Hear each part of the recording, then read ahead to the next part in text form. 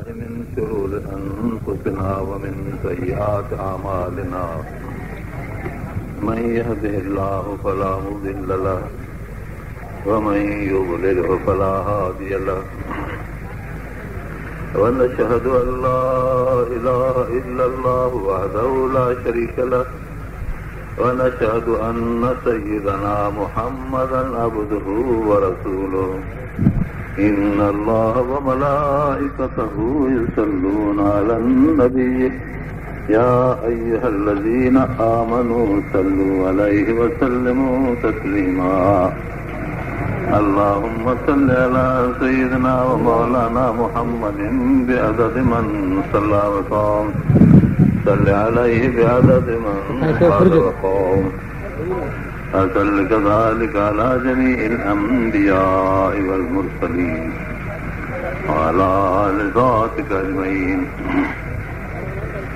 أعوذ بالله من الشيطان الرجيم بسم الله الرحمن الرحيم قل يا أيها الناس قد جاءكم الحق من ربكم فمن اهتدى فإنما يهتدي لنفسه ومن ضل فإنما يضل عليها وما أنا عليكم بوكيل واتبع ما يوحى إليك واصبر حتى يحكم الله وهو خير الحاكمين بسم الله الرحمن الرحيم الأمر كتاب أحكمت آياته ثم فصلت من لدن حكيم خبير ألا تعبدوا إلا الله إنني لكم منه نذير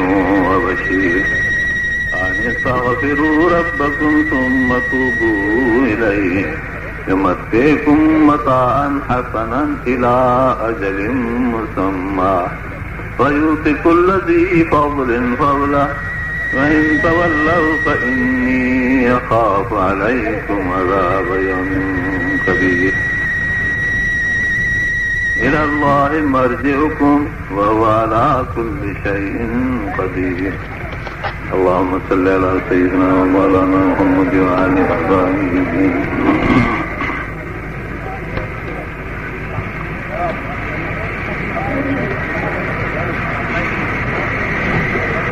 مدد عربیہ کی طرفاں دستار بندی کے تقریب میں ہی سالن جلسو منعقد کے روایت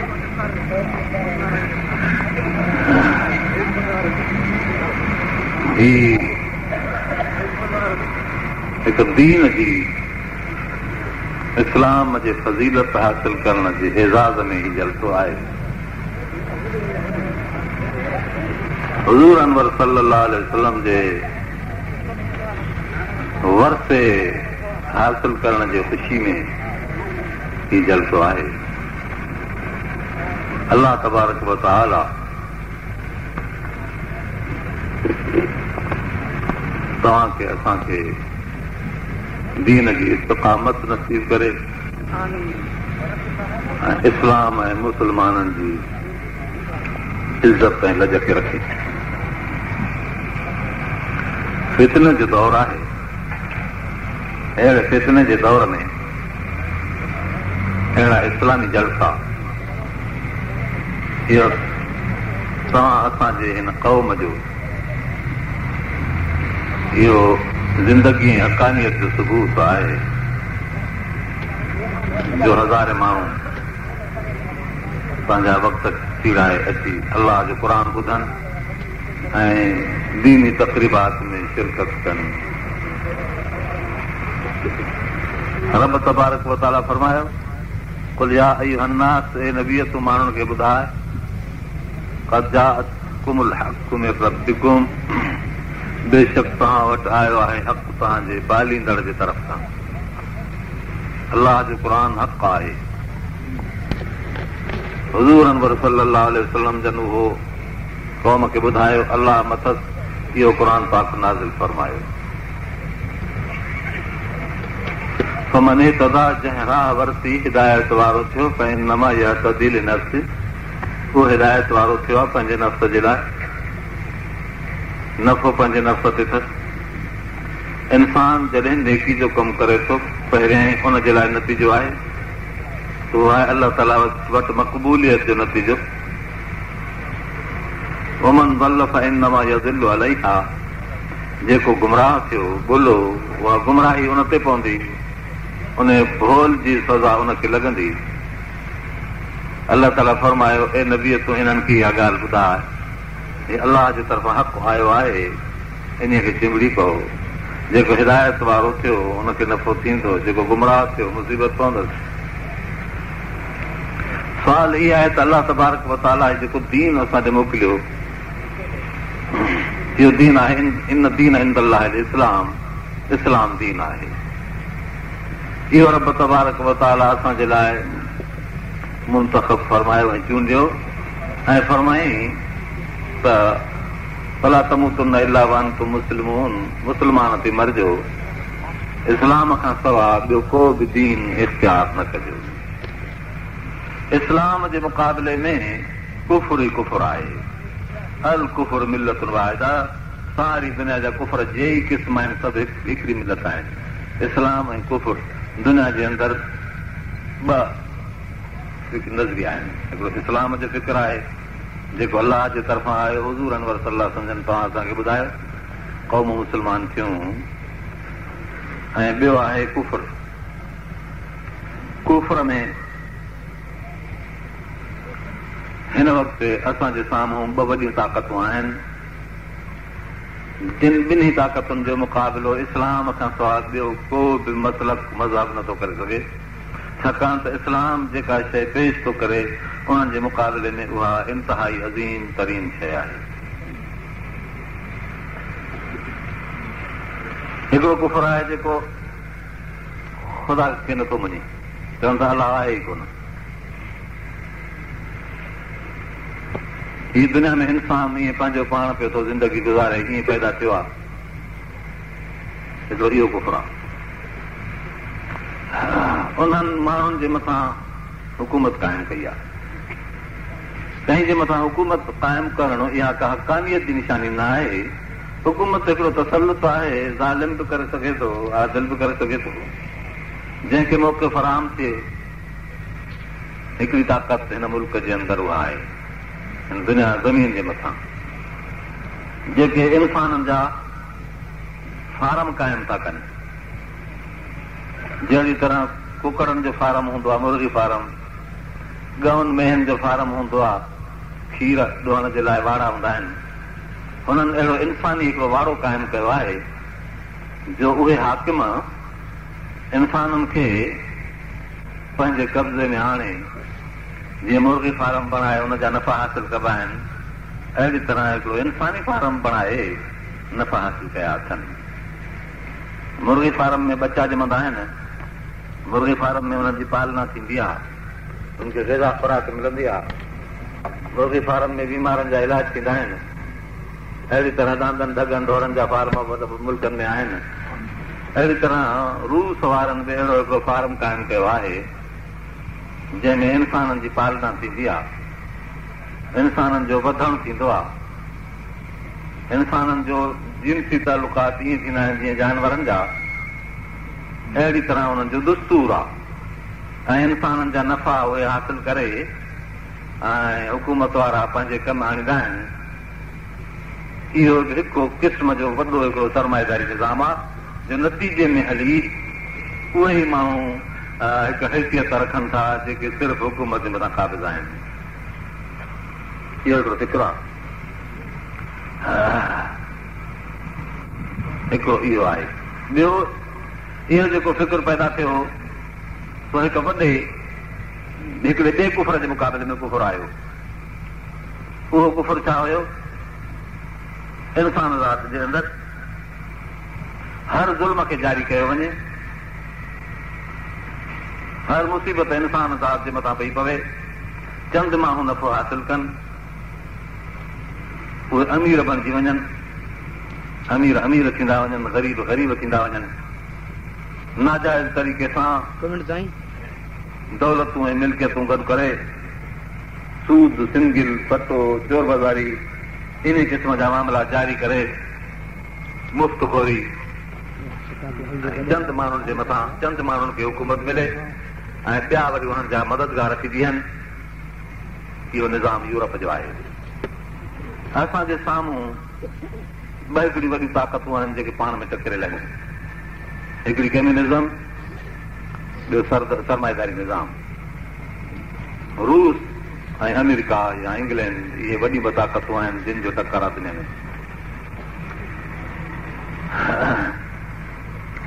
इस्लाम हिकु अहिड़ी दावा पेश कई आहे ऐं अहिड़ी हिदायत इनायत कई आहे जेका इन्हनि ॿिन्ही जे ग़लतियुनि खे मात थी करे ऐं हिकिड़ो इंसान ज़ात जे लाइ बहितरीन प्रोग्राम पेश थो करे जो अल्लाह ताला इंसान जे लाइ इस्लाम ऐं क़ुर हिदायत जो इंतिहाई मक़सदु करे रखियो आहे।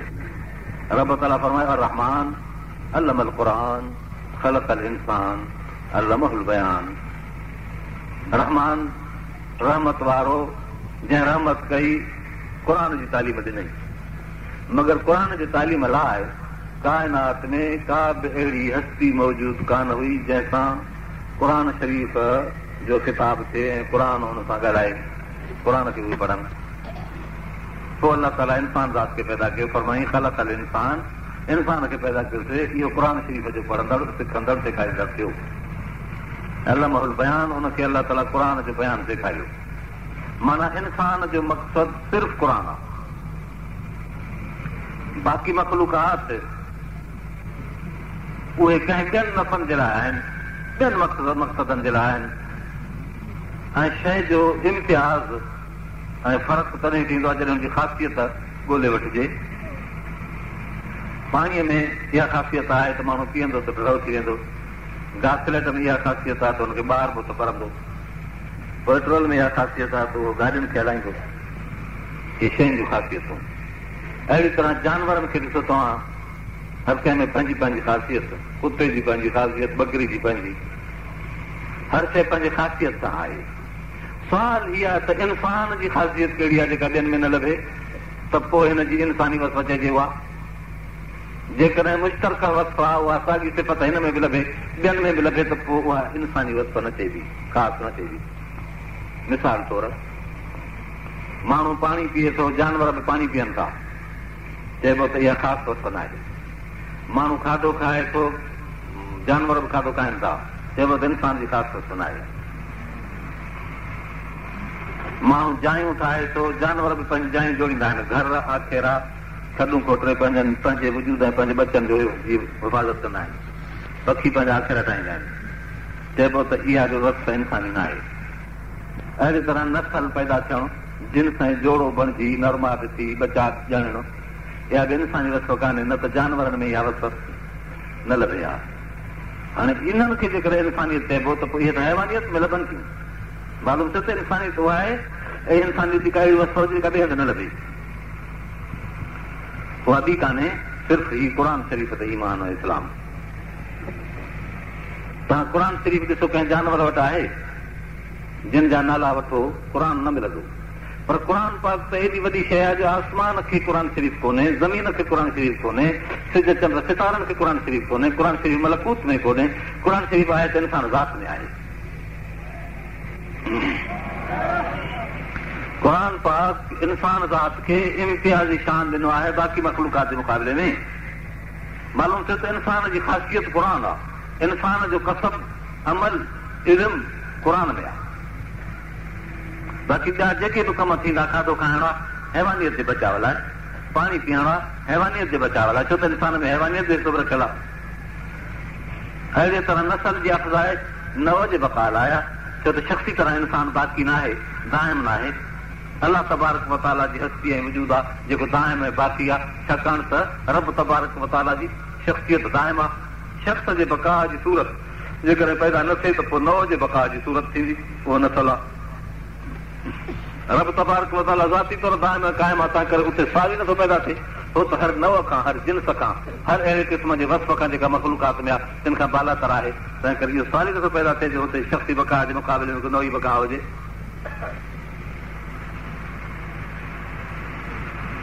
त पोइ इंसान जे बका जे लाइ इहे शयूं थींदियूं।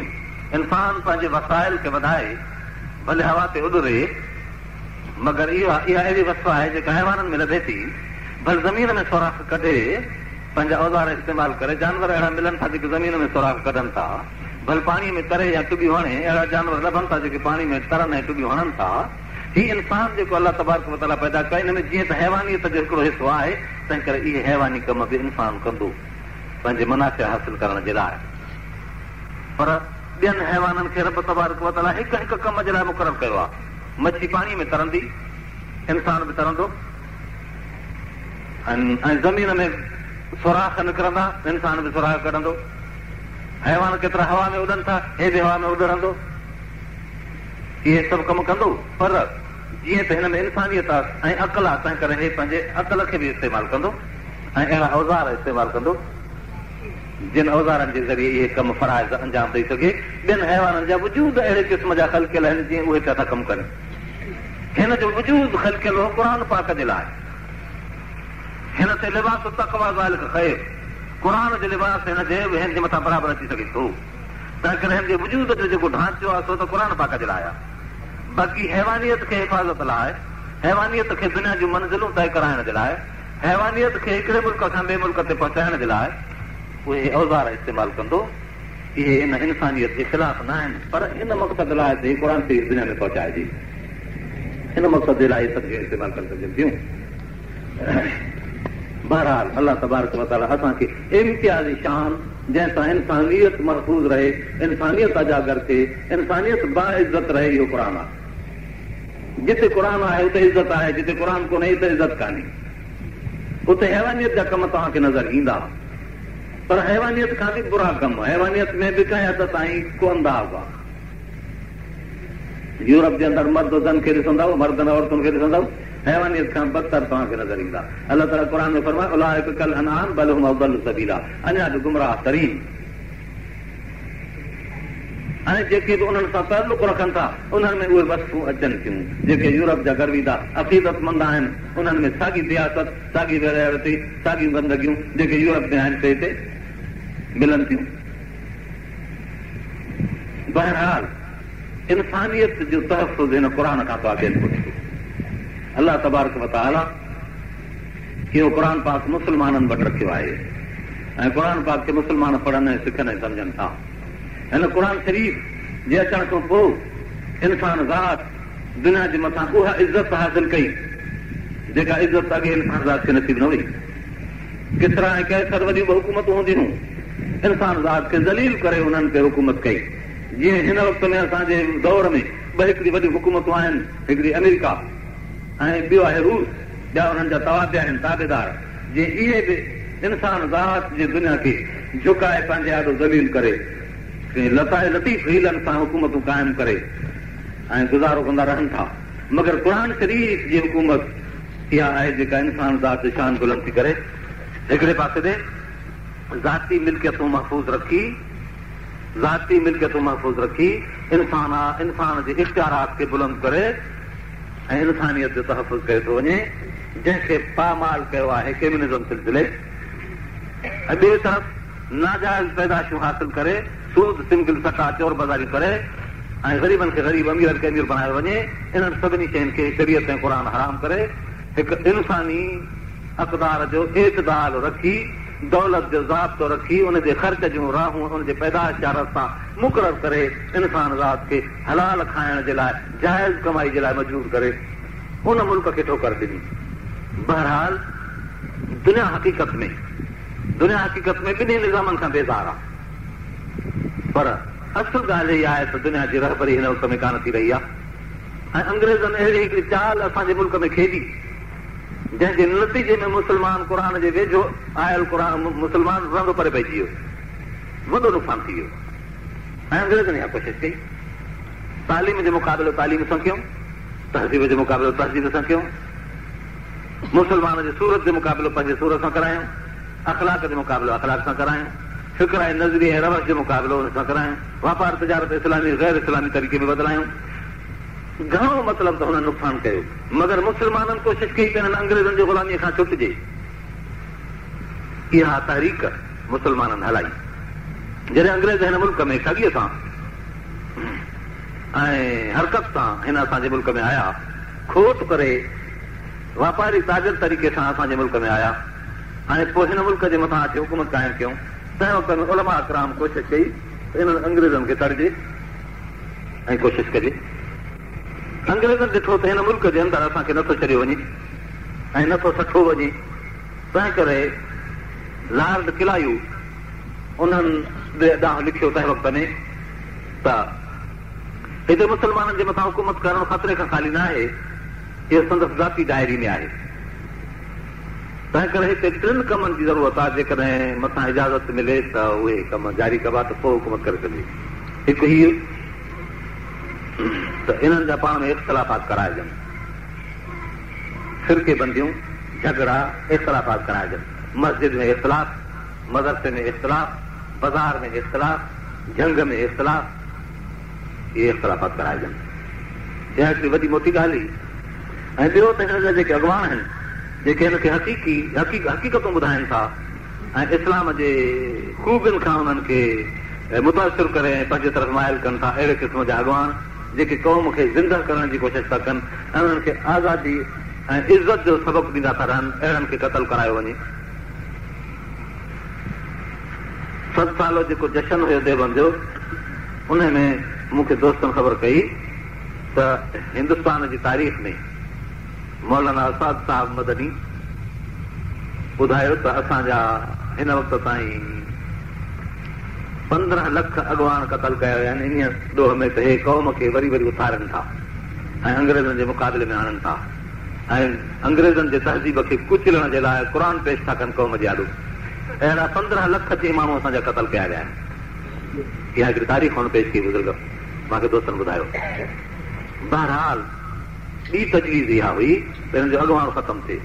3 तजवीज़ हीअ त हिन अस्करी ताक़त विञाइजे, फ़ौज खे अलॻि कजे। मुस्लमान इस्लाम जो सिपाही आहे। अल्लाह तबारक व तआला फरमाए जाहिदू बिअमवालिकुम व अनफुसिकुम हल अदुल्लुकुम अला तिजारतिन तुंजीकुम मिन अज़ाबिन अलीम। मां तव्हांखे ख़बर ॾियां अहिड़ी हिकिड़े तिजारत वापार जी जेका तव्हांखे अबदी मुसीबत खां छॾाए, दर्दनाक अज़ाब खां छॾाए। ग़ुलामी दर्दनाक अज़ाब, हराम खोरी दर्दनाक अज़ाब, जिनसी फ़हाशियूं अयाशियूं इहे दर्दनाक अज़ाब, हिकु गैरतमंद माण्हू जे लाइ इंतिहाई मुसीबत। अहिड़ी तरह दुनिया जे अज़ाब सां गॾु आख़िरत जा अज़ाब जेकॾहिं तव्हांखे छॾाईंदो त अहिड़ी मां तव्हांखे तिजारत छॾियां जेका छॾाईंदी। तुमिनून बिल्लाहि व रसूलिही, अल्लाह जे रसूल ते ईमान आणियो। तुजाहिदून फी सबीलिल्लाहि बिअमवालिकुम व अनफुसिकुम, जिहाद करियो अल्लाह जे रस्ते में पंहिंजे माल ऐं जान सां।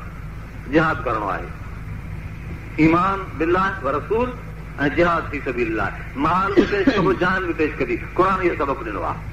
इन अल्लाह अश्तरा मिनल मुमिनीन अनफुसहुम व अमवालहुम बिअन्न लहुमुल जन्नह। अल्लाह ताला मोमिननि खां ख़रीद कयो आहे जान ऐं माल, त जीअं उन्हनि खे जन्नत मिले। इस्लाम जे अक़दार खे बुलंद कर, इस्लाम जे दस्तूर खे बुलंद कर, इस्लाम जे अख़लाक खे क़ौम खे सेखारनि, इहो मक़सदु। अल जिहाद माज़िन इला यौमिल क़ियामह, जिहाद क़यामत ते हलंदड़ आहे। मुस्लमाननि इन जिहाद खे खयो अंग्रेज़नि जे मुक़ाबले में।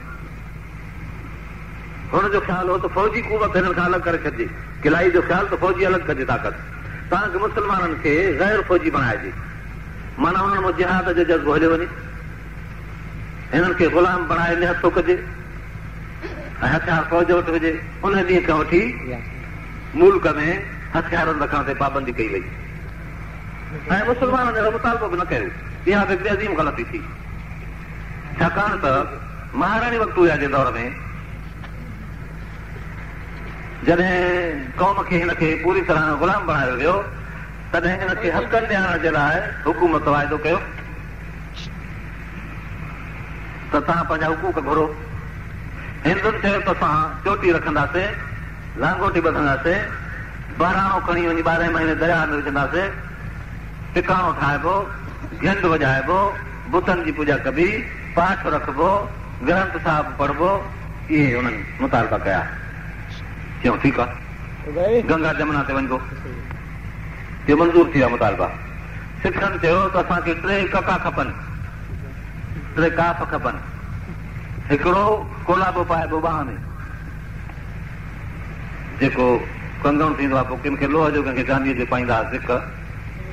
ऐं ॿियो वारनि खे फणी ॾिबी, वार मतिलबु रखबा ऐं फणी ॾिबी कंघी कबी। ऐं टियों किरपा पाण रखबी, छुरी वॾी हिकिड़ी फुट ॾेढ जेतिरी छुरी सिखनि खे त सर कंदासीं। इहो असांजो मज़हबी शियार आहे। हुकूमत चयो ठीकु आहे। मुस्लमाननि खां पुछियो वियो त तव्हांखे छा खपे? मुस्लमान ज़ाहिर में त मुतालबो चङो कयो, ॾिसण में ईअं थो अचे छो त हुनखे का कबाहत नज़र नथी अचे, पर जेका कमी ई तंहिंजो नतीजो बुरो निकितो। नमाज़ पढ़ंदासूं, बांग चइबी, मस्जिदूं ठाराइबियूं, हज ते वञिबो, मदरसा कढबा, चयो ठीकु आहे। पर मुस्लमाननि खे हिकिड़ो नमाज़ सां गॾु ॿियो फर्ज़ बि यादि करणो हुयो, जेको उन्हनि खे इन ग़ुलामी जे दौर में भुलायो ऐं विसारायो वियो हो। उहो छा हुयो त मुस्लमान मुसल्लह रहंदो, हथियार बंद हूंदो हमेशा। अलाह ताला क़ुर पाक में फरमाए थो आइदू लहुम मस्ततातुम मिन क़ुव्वतिन व मिन रिबातिल ख़ैल तुरहिबून बिही अदू अल्लाह व अदूकुम। तयार करियो पंहिंजी ताक़त खे। अलाह ताला फरमायो पंहिंजी ताक़त खे तयारु रखो। व रिबातिल ख़ैल ऐं सरहद बंदी कयो, घोड़ा उन्हनि जे मथां ॿधो, सरहद मज़बूत करियो, सिपाही विहारियो। साहबा किराम पुछियोसीं ताक़त उहा छा आहे? मल क़ुव्वत या रसूल अल्लाह। पाण फरमायो अला इन्नल क़ुव्वत रमियो, अला इन्नल क़ुव्वत रमियो, अला इन्नल क़ुव्वत रमियो। ख़बरदार ताक़त आहे निशान चुटण, ताक़त आहे निशान चुटण, ताक़त आहे निशान चुटण। माना निशानात पंहिंजा महफ़ूज़ करियो, असलियो धारियो, हथियार रखो, जहिड़ो दौर हुजे, जहिड़ो वक़्तु हुजे, उन क़िस्म जा हथियार रखो। ऐं हथियार केतिरा रखो? नमाज़ जी हद कान्हे का, एतिरो आहे वधि में वधि जंहिंमें 4 रकात माण्हू पढ़े, या 2 रकात पढ़े, या 3 रकात पढ़े, बसि नमाज़ आहे। हज माण्हू करे आयो, उमिरि में हिकिड़ो दफ़ो फर्ज़ अदा थी वियो। ज़कात पैसा थियनि त साल में ॾिबा। मगर हिन ताक़त जे लाइ अलाह ताला ख़ासि मयार ॿुधायो आहे। फरमाई त तुरहिबून बिही अदू अल्लाह व अदूकुम। एतिरी इहा ताक़त जमो करियो, पंहिंजी हथियार जी ताक़त एॾी गॾु करियो जंहिंमें पंहिंजे दुश्मन खे, अलाह जे दुश्मन खे ड्रेजारे सघो ऐं घरनि वेठे उहे गीली थियनि ऐं सुस्त बणजनि, तव्हांजी ताक़त खे महसूस करे। इहो अलाह ताला जो हुकुम हो। ऐं इहो अहिड़ो हुकुम आहे जो अलाह जे तरफ़ां थियल आहे। नमाज़ जो अक़ीमु सलात हुकुम आहे, ज़कात जो आतु ज़कात हुकुम आहे, हिजुल बैत मन इस्तता इलैहि सबीला हज जो हुकुम आहे, जेके ताक़त हुजे। कलमे जे लाइ अलाह ताला फरमाए थो क़ूलू ला इलाहा इल्लल्लाह। नबी ने फरमायो ला इलाहा इल्लल्लाह चओ, सम्झू त पोइ छुटी वेंदव। मगर हिन जे लाइ रब ताला जी फर्ज़ मुक़ररु कयो आहे आइदू लहुम मस्ततातुम, जेतिरी ताक़त थिए उहा ताक़त वधायो। पर असां केतिरी वधायूं? साल पैदा थियो, अलाह ताला फरमाए जंहिंमें तव्हांजो दुश्मन तव्हां खां कंबे, घर वेठे ड्रिजे, पोइ इहा आहे तव्हांजी ताक़त। ऐं मुस्लमाननि खे जेतिरो वक़्तु इहा ताक़त हुई, ओतिरो वक़्तु मुस्लमान पंहिंजे इस्लाम, ईमान ऐं इंसानियत खे दुनिया जे मथां उन्हनि ग़ालिब करे ॾेखारियो, दुनिया खे सबक़ ॾिनो, अख़लाक जो, तहज़ीब जो, तक़वा जो, सहारत जो, ताक़ई जो, इंसाफ़ जो, अदल जो, सही माना में हुननि सबक़ ॾिनो। पर जॾहिं हिननि पंहिंजी हथियार जी ताक़त विञाई ऐं उनखे गुम करे फिटी कयो, अंग्रेज़नि इन ॻाल्हि खे ॼातो, मुस्लमाननि खे निहत रखियो, उन ॾींहुं बि मुस्लमाननि इहो मुतालबो न कयो त असां हथियार रखंदासीं। नतीजो हीउ निकितो त जॾहिं पाकिस्तान थियो, 47 जी तक़सीम थी, तंहिं वक़्त में मुस्लमान हिन खां वधीक आसानीअ सां मारिया विया, जो गजर मूरी बि कुझु मुश्किल सां कटबी आहे। निहते मुस्लमाननि खे ईअं क़तल कयो वियो। 100 वरे 150 वरे खां 100 वरे खां पोइ नतीजो ॾिठो इहो बुरो। इहे हिकिड़ी वॾी मुहिमूं हूंदियूं आहिनि, स्कीम हूंदी आहे, हिकिड़ी तजवीज़ हूंदी आहे, जो कंहिं वक़्त ते इहा तजवीज़ करे छॾिबी आहे, पोइ उनजो नतीजो निकिरंदो आहे। जे उन ॾींहुं मुस्लमान पाण खे मुसल्लह रखनि त जेकर अहिड़ी बुरी हालत न थी। ऐं इहो अंग्रेज़नि जो जेको कानून हलियो आहे, छो त अॼु ताईं अंग्रेज़ी हुकूमत आहे असांजे मथां, इस्लाम जी हुकूमत थी कान्हे हिन मुल्क में। न को इस्लाम जो को दस्तूर हिकिड़ो हलियो हिन वक़्त ताईं, सिर्फ़ु इस्लाम खे बदनाम करण ख़ातिर इस्लाम जो नालो थियो। हेतिरनि मुस्लमाननि जे मथां हुकूमत इस्लाम जी कान थी। ऐं मुस्लमाननि खे बि निहत उहो ई रखी विझी ॿुधी था छॾियो ऐं उनजे मथां अमल कोन था करियो। तव्हां कोशिशि कई आहे, माण्हू वधि में वधि चवंदा त साईं हुकूमत असांखे झले थी, हुकूमत खे ज़ोर सां मञायो, त असां हथियार रखंदासीं, न त तव्हां हथियार रखो सभु, हुकूमत केतिरनि खां पूरी थी, तव्हां लिकाए छॾियो पंहिंजा हथियार। निमाज़ जेकॾहिं तव्हांजी खे हुकूमत ते त न पढ़ो त पोइ तव्हां न पढ़ंदव, हुकूमत तव्हांखे चए त निकाह न करे त पोइ तव्हां निकाह न कंदव। थींदो मुस्लमान जेके आहिनि से निकाह कनि था, रूस में निकाह जे मथां पाबंदी ही कंहिं ज़माने में, पर मुस्लमान वीचारा कंदा हुआ लिखी, क़ुर पर जे मथां पाबंदी हूंदी पर कंदा हुआ। अहिड़ो दौर बि गुज़रियो आहे। हे अंग्रेज़नि जो मुल्क आहे, हिन अंग्रेज़नि जे मुल्क में बि हिन वक़्त में त एतिरियूं मुसीबतूं अची वियूं आहिनि, क़ौम जे मथां जंहिंजी हद न आहे। जेको अंग्रेज़नि जो मनोज दौर हले थो अचे, अंग्रेज़नि वॾी कोशिशि पोइ हीअ कई त जिहाद जो जज़्बो क़ौम मंझो निकिरे। इहो हिकिड़ो मसइलो हो। ॿियनि इख़्तिलाफ़ात सां गॾु इहो इख़्तिलाफ़ बि, छो त ही मुस्लमान हमेशह जिहाद जे नाले ते क़ुर्बान थींदो आहे। जंहिं हिन इदारे में तव्हां वेठा आहियो, ॻाल्हि कहिड़ी तरह ते हुई, मगर हिते बि कंहिं हिकिड़ो अहिड़ो ॾींहुं थी गुज़रियो आहे जंहिं में मस्जिद शरीफ़ जो आज़ाद करण लाइ माण्हू सॼे सिंध जे चपे चपे खां निकिरी ऐं ॿियनि इलाइक़नि खां जिहाद जे जज़्बे ते मस्जिद मंज़िलगाह खे आज़ाद कराइण जे लाइ आया हुआ। मामिलो छा बि हुयो, कहिड़ी तरह बि हुयो, मगर जिहाद जे नाले ते अवाम उथी आयो। ऐं तव्हां मुंहिंजे हिन वक़्त ताईं केतिरा माण्हू जीअरा आहिनि जेके हुन में हाज़िर हुया। जिहाद ते मुस्लमान निकिरंदो आहे। अंग्रेज़नि ॾिठो त जिहाद ते मुस्लमान निकिरे थो, हिन मुल्क में बि ईअं जिहाद जे जज़्बे ते असांखे तड़ियो वेंदो। ऐं थियो ई उलमा किराम उथिया, अॻुवाणी कयूं, इहो काफ़िर जे हुकूमत हेठि मुस्लमान न रहंदो। फ़ैसिलो आहे इहो, काफ़िर जे हुकूमत हेठि मुस्लमान न रहंदो। काफ़िर जुदा हाकिम हुजे, मुस्लमान जुदा हाकिम हुजे, मगर मुस्लमान काफ़िर जे महकूम न थींदो। इहो फ़ैसिलो आहे। उम्मत मोहम्मद आरार, मोहम्मद जी उम्मत आरार अलैहिस्सलातु वस्सलाम आज़ाद आहिनि बसि। तंहिं करे आज़ाद जी शाहिदी थींदी आहे, आज़ाद जी शहादत थींदी आहे, माने जी शाहिदी न थींदी आहे। हे मुस्लमान कंहिंजो ग़ुलाम कोन्हे, मुस्लमान अब्दुल्ला आहे, अल्लाह जो माण्हू आहे, रसूलुल्लाह सल्लल्लाहु अलैहि वसल्लम जी उम्मती आहे, कंहिंजो ग़ुलाम न थींदो। इन ग़ुलामीअ जे दौर जे मुक़ाबले में 100 वरे मुस्लमाननि मुक़ाबिलो करे आख़िर मुल्क आज़ाद करायो। उलमा किराम शहाद में हिंदू बि अॻ में आया, हिंदुनि में साथ ॾिनो, निकिरी आया सिर्फ़ु इन नज़रिए ते त हे वतन असांजो आहे। हिंदुनि वतनियत ते, मुस्लमान वतनियत ऐं इस्लाम जे आज़ाद करण जे लाइ, पंहिंजे ज़हन खे आज़ाद करण जे लाइ, छो त मुस्लमान कंहिंजो ग़ुलाम न बणंदो आहे। हिंदुनि में असां सां साथ ॾिनो, स्वराज थियो, इत्तिफ़ाक़ थियो ऐं तहरीक हली, नतीजे में अंग्रेज़ आज से निकिरी आहे। पर हिननि जेके कोशिशूं कयूं, उहे कोशिशूं हुननि जूं केतिरी बाक़ी रहिजी वियूं। जी गंदगी कंहिं मुल्क में उछलाए वञे त पई रहे। वॾी गंदगी हिन असांजे मुल्क में जिहाद जे ख़िलाफ़ प्रोग्राम अंग्रेज़ रखी वियो। ॿियूं तमामु घणियूं ॻाल्हियूं आहिनि जिनखे मां बयानु नथो करे सघां। हिकिड़ी ॻाल्हि सिर्फ़ु, अंग्रेज़नि ॾिठो त असां जे मुक़ाबले में मुस्लमान कॾहिं बि पोइ खे नथो हटे, रहंदो हिंदुनि खे बि ॿधो अथनि। तंहिं करे हिननि कोशिशि कई त हिकिड़ो अहिड़ो माण्हू हिननि जे राज ऐं मुल्क में ज़रूरु थिए जेको जिहाद खे हराम करे ॾे। जिहाद हिन क़ुर जो मसइलो हो, जिहाद मोहम्मद रसूलुल्लाह सल्लल्लाहु अलैहि वसल्लम जो मसइलो हो। केरु थो हिनखे मुक़ाबले में अचे? जे हिंदू उथे त उहो चवंदो त मैं, मुस्लमान चवंदा त हिंदू आहे तॾहिं मुखालफ़त थो करे। जे मुस्लमान उथंदो त मुस्लमान खे चवंदा त तूं जिहाद जे ख़िलाफ़ थो वञे, तोखे कहिड़ी ताक़त आहे? को मौलवी जिहाद जे ख़िलाफ़ फतवा ॾेई। कोशिशि त हुननि घणी कई, कोशिशि त घणी कई कि मौलवियुनि खे मां ख़रीद कयो हो, मगर जिहाद खे हराम करण जो मसइलो वॾो मसइलो हो, उहो नुबूअत जो मसइलो हो, इलाही वही इलाही जो मसइलो हो। तंहिं करे हुननि हिकिड़े अहिड़े शख़्स खे उथारियो जंहिंजो नालो आहे ग़ुलाम अहमद कादियानी। उन नुबूअत जी दावा कई। पहिरीं चई त मां इमाम आहियां, मुजद्दिद आहियां, पोइ हलंदे हलंदे नुबूअत जी दावा कई। पोइ चई त मां रसूल बि आहियां, मां वही थींदो आहे, दीन बि मुंहिंजो मुस्तक़िल आहे। ईअं थी थियो। पर हाणे मुस्लमान हुनखे कीअं मञनि? हुन घणा धोखा ॾिना। मुस्लमाननि खे मञण जे लाइ हिकिड़ो ई धोखो ॾिनई कि उहो मोहम्मद मां आहियां, जेको मके मदीने वारो मोहम्मद हो उहो मां आहियां। भई हाणे कादियान में आयो आहियां। ऐं शेर बेर बि पढ़ी, अब मोहम्मद के ज़िक्र को छोड़ो जिससे बेहतर ग़ुलाम अहमद आहे। मोहम्मद जे ज़िक्र खे छॾियो, हुन खां बहितर बि ग़ुलाम अहमद आहे। हाणे उन खे तव्हां अचो, उहो मोहम्मद जेको मके मदीने वारो हुनजी ॻाल्हि न कयो, हाणे मां आहियां, उहो मुंहिंजी ताबेदारी करियो। उहो मोहम्मद लड़ायूं कराईंदो हो, जंगियूं कराईंदो हो, मां अमन जो नबी आहियां, मां जिहाद खे हराम करे छॾियो आहे। अंग्रेज़नि ते लिखी त जेतिरे जेतिरे क़दुरु मुंहिंजा मुरीद घणा थींदा वेंदा, ओतिरे क़दुरु जिहाद जो जज़्बो मुल्क में घटिबो वेंदो। अने अंग्रेज़नि खे हिन मुल्क में मज़बूत करण जे लाइ, मुस्लमाननि जे दिलनि मां जिहाद करण जे लाइ। पर हुन हिंदू बि पिया लड़नि, मुस्लमाननि सां इत्तिफ़ाक़ करे। वरी मुस्लमान हिंदुनि जे लाइ दावा कई त मां तव्हांजो कृष्ण महाराज आहियां। कृष्ण जी ताबेदारी हिंदुअ खे वाजिबु आहे, मोहम्मद रसूलुल्लाह सल्लल्लाहु अलैहि वसल्लम जी ताबेदारी मुस्लमान खे वाजिबु आहे। हेॾो त इहा दावा कई त मां मोहम्मद आहियां ऐं जिहाद हराम आहे।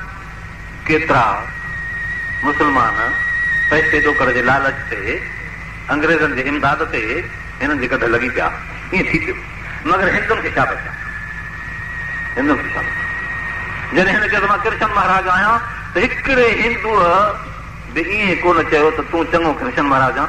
हुननि चयो त असांजे कृष्ण महाराज जे तूं मट न थींदे, उन्हनि कूड़ो कयो। हिकिड़ो हिंदू कादियानी न थियो। इहा तारीख़ आहे हिंदुनि जी। मगर मुस्लमान केतिरा जेके पंहिंजे दीनी तालीम खां गाफ़िल हुया, दीनी तालीम खां जाहिल हुया, अंग्रेज़ी तालीम में अची विया हुआ, या ॿिया जेके ॿुधू क़िस्म जा ॿाहिरां जंग जा माण्हू, बुखिया माण्हू, उन्हनि खे पैसा ॾेई, लालचियूं ॾेई, नौकरियुनि वग़ैरह जा उन्हनि खे दर्जा ॾेई, अहिड़ी तरह सां उन्हनि खे पंहिंजे कब्ज़े में हाणे उन्हनि खे कादियानीअ ते ॾेई छिकियो वियो। ईअं कंदे कंदे कंदे इहे माण्हू घणा थी विया, और अंग्रेज़नि जो ज़ोर और उन्हनि जी मदद। आख़िर ईअं थींदे थींदे थींदे हिन वक़्त में जेके बि कलीदी उहिदा आहिनि हिन जा हुकूमत जा, उनजे मथां कादियानी कब्ज़ो करे विया आहिनि। गोया हुकूमत ई कादियानी थी वई आहे। ऐं तव्हां जेके मुस्लमान आहियो, हज़ारे मुस्लमान, 8 करोड़ मुस्लमान रहनि था हिन पाकिस्तान जे अंदरि, उन्हनि सभिनी खे चवनि था त तव्हां काफ़िर आहियो, असां मुस्लमान आहियूं। उल्टो चोर अची आसमान खे ड्रेजारे, इहा हालत थी वई आहे। हालांकि हुज़ूर अनवर सल्लल्लाहु अलैहि वसल्लम जे मुतालिक़ अल्लाह ताला क़ुरान में फरमायो, वलाकिन रसूल अल्लाह व ख़ातमुन नबीयीन, इहो मोहम्मद रसूलुल्लाह अल्लाह जो रसूल आहे, नबियनि जी पुॼाणी आहे, हिन खां बाद कोई नबी न थींदो। फरमाइनि था अना ख़ातमुल अंबिया अना आख़िरुल अंबिया ला नबी बादी, मां नबियनि जी पुॼाणी, मूंखां बाद क़यामत ते नबी न आहे। अल्लाह ताला फरमाए थो अल्यौम अकमलतु लकुम दीनकुम अतममतु अलैकुम निअमती व रदीतु लकुमुल इस्लाम दीना, मां तव्हांजे मथां दीन कामिल कयो, तव्हांजो इस्लाम मुकमल कयो, तालीम तव्हांजी मां मुरतब करे पूरी करे ॾिनी, हाणे मां तव्हांजे इस्लाम दीन खां राज़ी आहियां। अल्लाह ताला नबी अकरम सल्लल्लाहु अलैहि वसल्लम खे ख़ातमुन नबी, आख़िरी नबी करे मोकिलियो। हे क़ुरान शरीफ़ एॾो इंतहाई किताब जो दुनिया में आख़िरत जो, दुनिया में आख़िरत में क़ब्र में हशर में हिन जो कानून हले, एॾो हिकिड़ो इंतहाई किताब अल्लाह ताला असांखे अता फरमायो, जो फरमाए थो कुल या अय्युहन्नास इन कुंतुम फी रैबिन मिम्मा नज़्ज़लना अला अब्दिना फातू बिसूरतिन मिन मिस्ली वदू शुहदाअकुम मिन दुनिल्लाहि इन कुंतुम सादिक़ीन इल्लम तफअलू वलन तफअलू फत्तक़ुन नार अल्लती वक़ूदुहा अन्नास वल हिजारा उइद्दत लिल काफ़िरीन। अल्लाह ताला तो फरमाए त इंसानो, जेकॾहिं तव्हांखे शक आहे हिन मुंहिंजे नाज़िल कयल किताब में जेको मां पंहिंजे बाने ते नाज़िल कयो आहे, त तव्हां मुक़ाबिलो करियो। आणियो अहिड़ो किताब, ऐं हरगिज़ तव्हां न आणे सघंदव। ऐं जेकॾहिं तव्हां मुक़ाबिलो न कयो ऐं न करे सघंदव त पोइ अहिड़ी बाहि तव्हांखे लॻंदी जंहिंमें माण्हू ऐं पथर ॿरी वेंदा। बिल्कुलु हीअ ख़ासि ॻाल्हि आहे। जेके हिन क़ुर पाक खे नथा मञनि पिया ऐं क़ुर जे मुक़ाबिले करण खां आजिज़ आहिनि, क़ुर जे मिसल बि पेश नथा करे सघनि, जो नामुमकिन आहे, इन्हनि ते सच ही ॻाल्हि साफ़ आहे त इन्हनि खे बाहि लॻंदी, अहिड़ी बाहि लॻंदी जंहिंमें माण्हू ऐं पथर ॿरी वेंदा। इहा ॻाल्हि आख़िरत जी कान्हे का, अल्लाह ताला आम फरमाई आहे, जात जो गुनाह हूंदो आहे सज़ा उते लॻंदी आहे। चोर हिते गुनाह कंदो हिते सज़ा लॻंदसि, ज़ानी हिते गुनाह कंदो हिते सज़ा लॻंदसि, जेको दुनिया जे मुआशिरे में क़ुर जी बेफ़रमानी कंदो उनखे हिते सज़ा लॻंदी। अल्लाह ताला क़ौमुनि जे मथां ईअं कयो आहे, जिन जिन पंहिंजे अंबिया किराम जो मुक़ाबिलो कयो उन्हनि खे अल्लाह तबारक व तआला तिबाह कयो। हिन असांजे रसूल सल्लल्लाहु अलैहि वसल्लम जो दीन जी आख़िरी आहे ऐं नबी ख़ातमुन नबीयीन आहे। हीउ क़ुर शरीफ़ इलाही किताब आहे, जेको हिन जो मुक़ाबिलो कंदो अल्लाह तबारक व तआला उन्हनि जे मथां तिबाही आणींदो। मगर तिबाही जी सूरतूं जेके थींदियूं आहिनि से घणियूं आहिनि। हीअ बि तिबाही जी सूरत आहे जो तव्हां मुस्लमान सभु थी पओ, इहे बि कुफर जी तिबाही थींदी। छो त अल्लाह तबारक व तआला फरमाए थो, मां माण्हुनि खे ताक़त ॾेई बातिल वारनि माण्हुनि जे मथां ठोकराईंदो आहियां त जीअं ख़तमु थी वञनि, न त केतिरियूं इबादत गाहूं, केतिरियूं मस्जिदूं, केतिरियूं ख़ानगाहूं, केतिरा मदरसा जेकर तिबाह थी वञनि जिते क़ुर पढ़ायो वेंदो आहे। पर अल्लाह ताला थो फरमाए त असां इंसाननि खे कुवत ॾेई उन्हनि खे ठोकराईंदा आहियूं। तंहिं करे तव्हां अल्लाह तबारक व तआला जे कुदरत जो हिकिड़ो जारियो आयो आहे मुस्लमान, इहो हथु कुदरत जो आयो, जो तव्हां अल्लाह जे जो इहो हथु कुदरत जो ईअं ई वरी पाण खे तयारु करे इस्तेमालु करियो। ऐं उनजे लाइ तव्हां वटि इहो हौसलो हुजणु खपे त असां आज़ादु क़ौम आहियूं, असांजे मथां का बि कुवत हुकूमत नथी करे सघे, असां मोहम्मद रसूलुल्लाह सल्लल्लाहु अलैहि वसल्लम उम्मत आहियूं, असां अल्लाह जा बाना आहियूं। हिकु इहो तव्हांजो ज़हन हुजे। ॿियो त नमाज़ुनि पंहिंजनि ते पाबंदी करियो। टियों त ज़कातूं पूरी तरह ॾियो।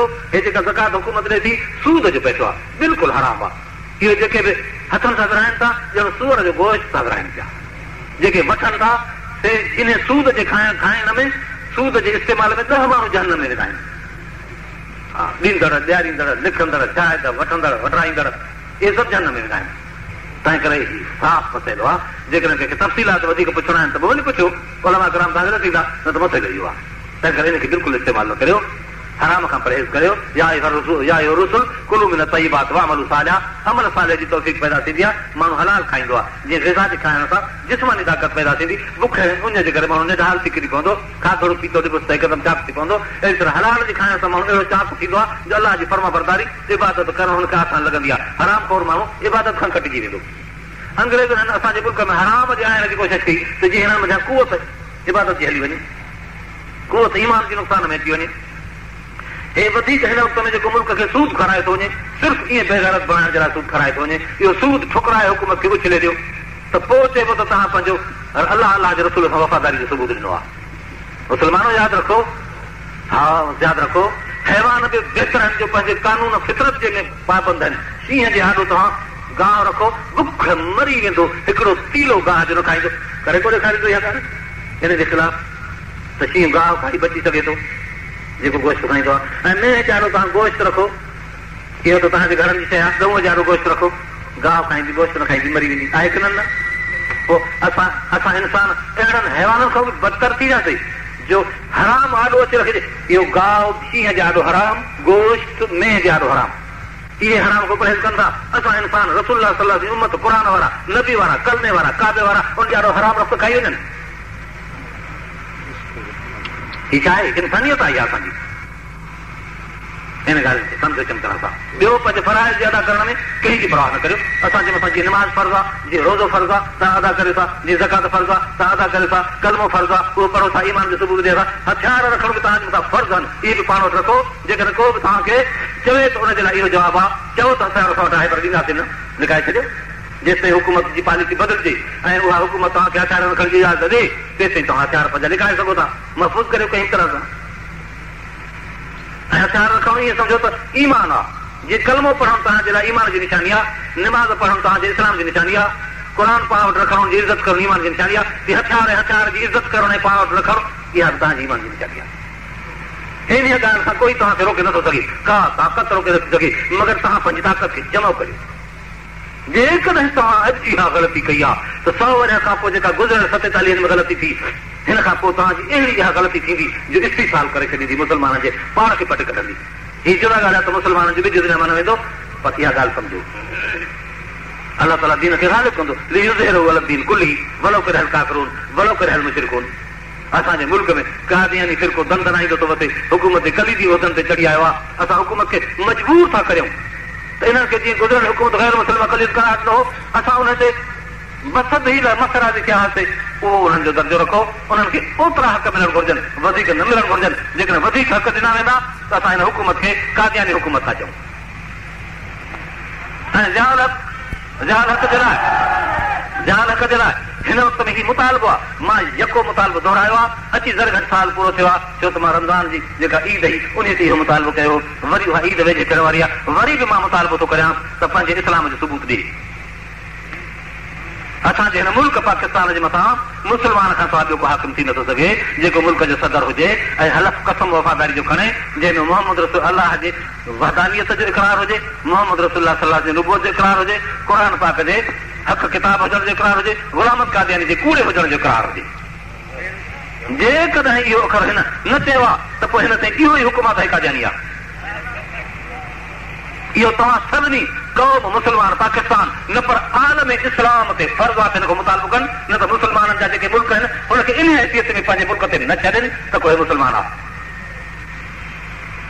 इहो मुंहिंजो पूरे आलम इस्लाम जे हुकूमतुनि खां ख़ुदि मुतालबो आहे मां हिन वक़्त में सीआई खे बि चवां थो जेके ॿाहिरनि मुल्कनि जा सीआई आहिनि उन्हनि खे बि मुंहिंजी इहा रिपोर्ट अर्ज़ु आहे त पंहिंजे हुकूमतुनि खे ॿुधायो त हिन खे मजबूर कनि त पंहिंजो इस्लाम साफ़ करे जे न त इस्लामी फार्म ते न वञे इस्लामी फार्म ते हे बि नथो वञी सघे इस्लामी फार्म जा जेके 3 नुक़्ता हुआ हिकिड़ो हो हिकु अल्फ ॿियो बे टियों जी ABC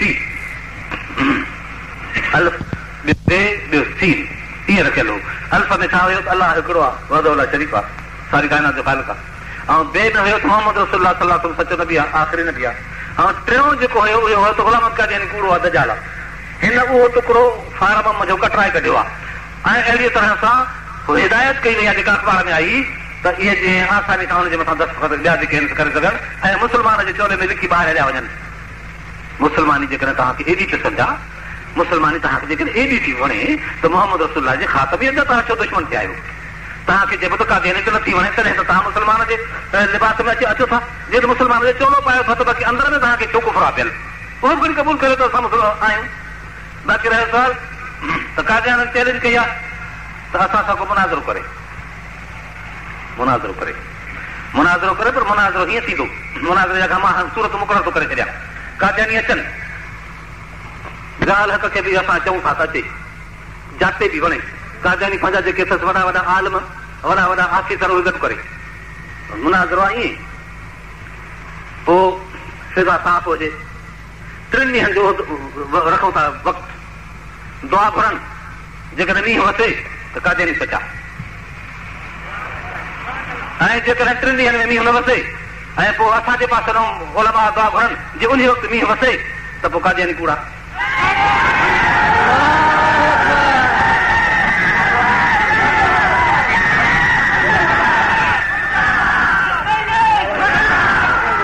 ॻाल्हि सम्झ में आई की न? सवलो फ़ैसिलो आसमान जे मथां। नबी अकरम सल्लल्लाहु अलैहि वसल्लम खे काफ़िरनि चयो त चंड चीरे ॾेखार, चयूं त हाणे मुश्किल रहे थो ॾाढो, चंड कीअं चीरींदो? नबी साईं फरमाए त चङो, माण्हू गॾु थिया, वक़्तु थियो आदीअ जो, चंड चौॾीअ जे मथे चढ़ी आयो, नबी साईं इशारो ॾिनो, 2 टुकड़ा थी पियो चंड, हिकिड़ो हेॾे थी वियो, ॿियो हेॾे थी वियो, पाण खण शहदू ॾिसो चंड चीरजी पियो, आसमान जे अंदरि फ़ैसिलो थी वियो त चंड चीरजी पियो। हाणे ज़ाल हक़ मां चवां थो त अचो त आसमानी फ़ैसिलो करियो।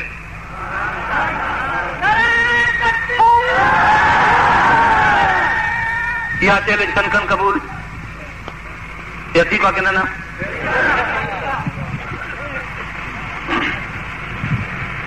ॻाल्हियूं तमामु घणियूं आहिनि, वक़्तु तमामु थोरो आहे। हिकिड़ो असांजो इल्मी जलसो आहे, हिते हिकिड़े असांजे क़ौम जे फ़र्द इल्म जी तहसील हासिल कई आहे, उनजे तक़रीब में ही जलसो आहे ऐं उनजी दिसारबंदी आहे। तव्हां सभिनी खे अलाह ताला तौफ़ीक़ अता फरमाए, असांखे बि पंहिंजे बचनि खे दीन सेखारियो। दीन फ़र्ज़ आहे, तलबुल इल्म फ़रीज़तुन अला कुल्लि मुस्लिम व मुस्लिमा। दीन जे तालीम खां सवाइ इहा हालत आहे। बहरहाल अलाह जो दीन सिखो, क़ुर सिखो, क़ुर फ़र्ज़ आहे, इनखे पुठियां न थियो, न त ॾाढा बुरा नतीजा निकिरंदा। अलाह ताला तो फरमाए त क़ुर जी तालीम खां सवाइ इंसानियत महफ़ूज़ न आहे। अलाह ताला क़ुर खे इंसान जे लाइ मोकिलियो आहे, इंसान खे क़ुर जे लाइ पैदा कयो आहे। उहो पंहिंजो फितरी हक़ आहे, उहो वसूल करियो, अलाह ताला वटि इज़त हासिल करियो, दुनिया जे अंदरि आख़िरत जे अंदरि। हीउ मौक़ो आहे हींअर दिसारबंदी जो। उलमा किराम जेकी बि वधीक तजवीज़ कनि, मां इन्हनि पंहिंजनि चंद ऐं थोरनि लफ़्ज़नि जे मथां पंहिंजे ॻाल्हाइण खे ख़तमु थो करियां। ऐं हुकूमत खां मुंहिंजो इहो मुतालबो आहे त जेकॾहिं कादियानी सां मुनाज़रो कराइणो आहे त इहो तरीक़ो तमामु सवलो, बसि इहो ई आहे, ऐं इहो तमामु सवलो तरीक़ो आहे। ऐं ॿियो त पंहिंजे इस्लाम जो सबूत ॾे। हाणे जेकॾहिं नथो सबूत ॾे इहो मुनाज़रो कराए, जे ॿई न थी त पोइ अलाह जे हवाले आहे, पोइ रब तबारक व तआला फ़ैसिलो कंदो। उहो फ़ैसिलो बि अलाह ताला वटि हूंदो आहे। पोइ ईअं कोन्हे त हे ख़ुशि थी वेही रहे त मां ईअं वक़्तु गुज़ारींदुसि, हेॾे सारे मुस्लमाननि जे मथां मां आसानी सां हुकूमत कंदुसि, ईअं न थींदो।